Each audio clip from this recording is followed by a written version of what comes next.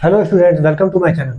तो स्टूडेंट, आज हम यूक्लिड ज्योमेट्री की जो एक्सरसाइज 5.1 है, इसके जो थर्ड क्वेश्चन और फोर्थ क्वेश्चन को सॉल्व करेंगे। स्टूडेंट देखिए, स्टूडेंट थर्ड क्वेश्चन क्या है।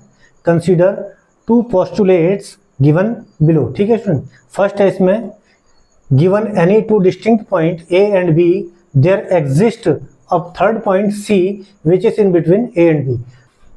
तो थर्ड है, तो कंडीशन क्या दी हुई है स्टूडेंट, देखिए हमें कंडीशंस क्या है स्टूडेंट। टू डिस्टिंक्ट पॉइंट ए और बी है हमारे पास। पॉइंट ए है और ये पॉइंट ए है और ये बी है, और इनके ही बीच में हमारे पास एक पॉइंट और दिया हुआ है स्टूडेंट, जो कि है सी। यहां पर भी हो सकता है स्टूडेंट, सी जो है स्टूडेंट कहीं भी हो सकता है इन दोनों पॉइंट के बीच में।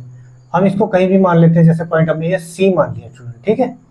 और अपनी तरफ से हम लाइन भी खींच लेते हैं, क्योंकि लाइन के बारे में इसमें हमें नहीं बताया गया है। ठीक है स्टूडेंट, तो ये तो हो गई पहली कंडीशन स्टूडेंट। ये कंडीशन भी बोल सकते हैं स्टूडेंट इसको, और ये हमारा पोस्टुलेट भी है जो कि क्वेश्चन में बताया गया है। ठीक है स्टूडेंट, पोस्टुलेट्स। ठीक, अच्छा ये तो फर्स्ट कंडीशन मान लो इसको। सेकंड कंडीशन क्या है स्टूडेंट, सेकंड में क्या है, there exist at least 3 points that are not on the same line. अब 3 पॉइंट्स देखें, अगर मैं एक पॉइंट को यहां मान लूँ स्टूडेंट, एक पॉइंट को यहां पर मान लूँ, दूसरे पॉइंट को, तीसरे पॉइंट को यहां, ये ए हो गया, ये बी हो गया और ये सी हो गया। ठीक है स्टूडेंट, तो ये हमारी एक लाइन में नहीं है, ये अलग है। ठीक है स्टूडेंट, तो ये हमें कंडीशन दी हुई है, ये हमें पोस्टुलेट्स दिए हुए हैं स्टूडेंट। अब क्वेश्चन क्या पूछते हैं स्टूडेंट इसमें, do this postulate contain any undefined terms. तो क्या इस पोस्टुलेट में कुछ अनडिफाइंड टर्म्स हैं? बिल्कुल है स्टूडेंट। पॉइंट की बात ले लो आप, कि ये जो सी पॉइंट है, बोल रखा है कि in between A and B, but ये नहीं बताया, इसकी एग्जैक्ट पोजीशन हमें नहीं बताई है कि ए से कितने डिस्टेंस पे है और बी से कितने डिस्टेंस पे है। ठीक है student, there are many undefined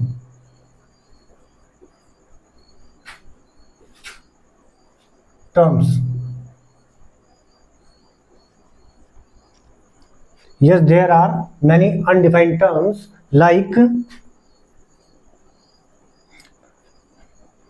points. Points के बारे में मैंने क्या बताया, the exact position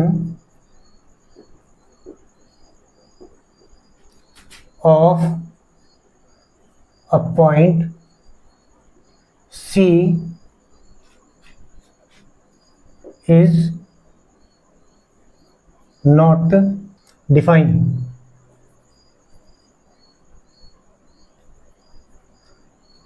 ठीक है student, the exact position of point C is not defined. ठीक है student, the exact position of a point C is not defined, that is it midpoint of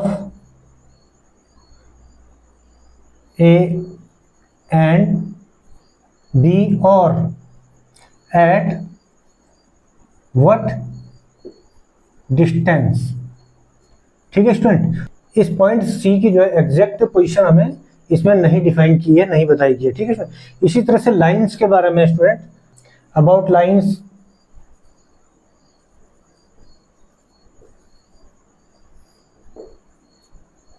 there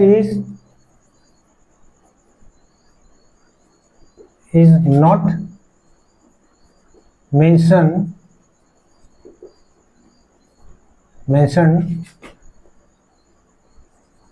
the line as to which points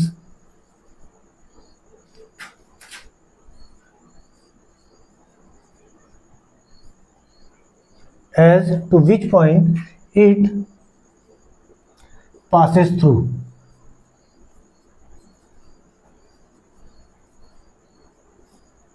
ठीक है student, तो ये आपको समझ में आ गया होगा कि अनडिफाइंड टर्म हमारे पास इसमें क्या है स्टूडेंट। ठीक है, कि एग्जैक्ट लोकेशन ऑफ सी के बारे में नहीं बताया है और लाइंस के बारे में हमें नहीं बताया इसमें कि किस पॉइंट से ये होकर के गुजरती है स्टूडेंट। ठीक है, सेकंड देखिए स्टूडेंट, इसमें क्या पूछा गया हमसे, आर दीज पोस्टुलेट्स कंसिस्टेंट। ये जो पोस्टुलेट्स हमें दिए हुए हैं स्टूडेंट, क्या ये कंसिस्टेंट है? बिल्कुल है स्टूडेंट, कंसिस्टेंट। ये दोनों क्योंकि सिचुएशन अलग अलग है, तो इसमें क्या लिखेंगे हम, yes these postulates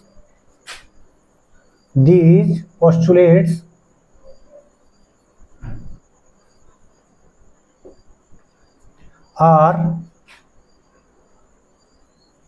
consistent because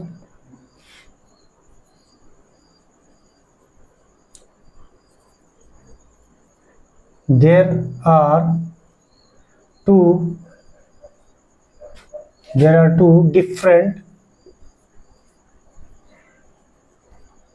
situation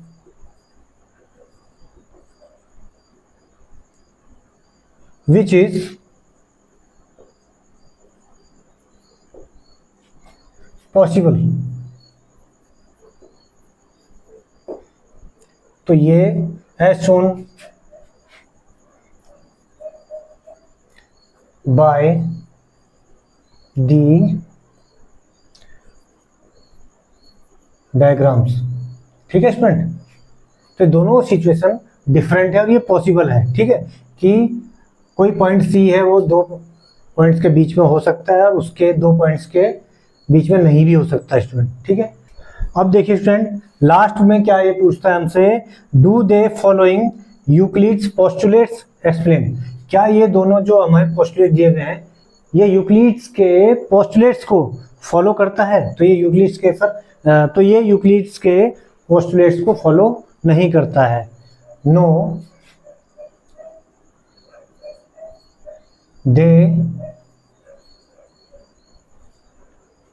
do not follow the Euclid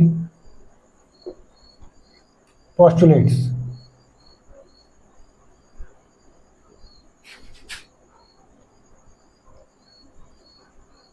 ठीक है student,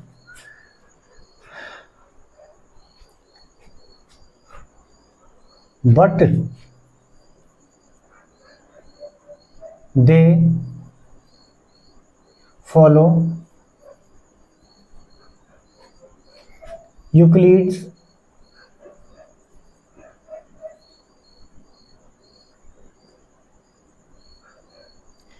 axioms। Euclid axioms, that is only unique line can passes through the two distinct point।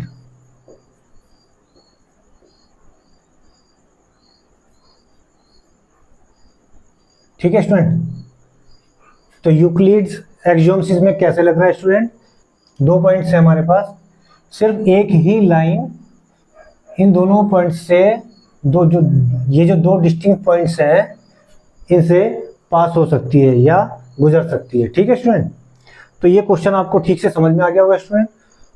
अब क्वेश्चन नंबर 4 देखिए स्टूडेंट, फोर्थ है, if a point C lies between two points A and B. ठीक है student, ये हमारे पास दो points हैं ए और एक और पॉइंट है हमारे पास, ये है बी। ठीक है स्टूडेंट, इनके बीच में कोई पॉइंट्स एक है जो कि है सी, और वो किस तरह से student, such that A C is equal to B C. ये जो पॉइंट यहाँ पर कोई भी, तो ये इसके मिड पॉइंट में होगा, कैसे होगा, तभी हमारा ये ए सी इज इक्वल टू ये बी सी हो जाएगा स्टूडेंट। ठीक है, देखिए स्टूडेंट, अब हमें प्रूफ क्या करना है, we have to prove that AC is equal to half of AB। ठीक है स्टूडेंट, देखिए स्टूडेंट, वी हैव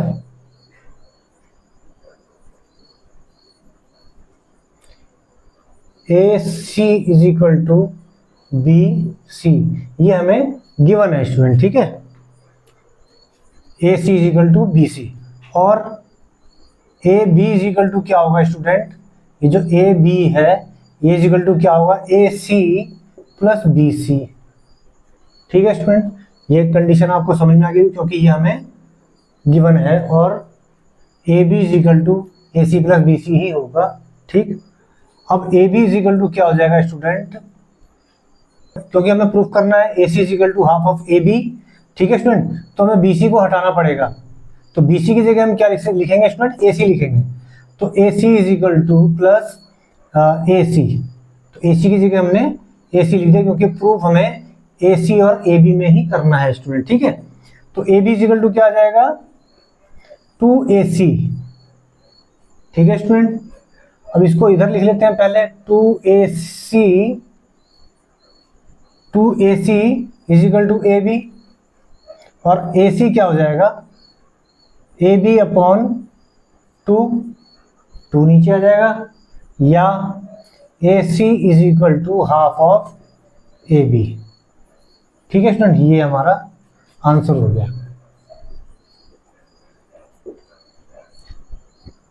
तो आज की क्लास में स्टूडेंट आपको दोनों क्वेश्चन ठीक से समझ में आ गए होंगे स्टूडेंट, थोड़ा प्रैक्टिस करेंगे तो इजी लगेंगे ये।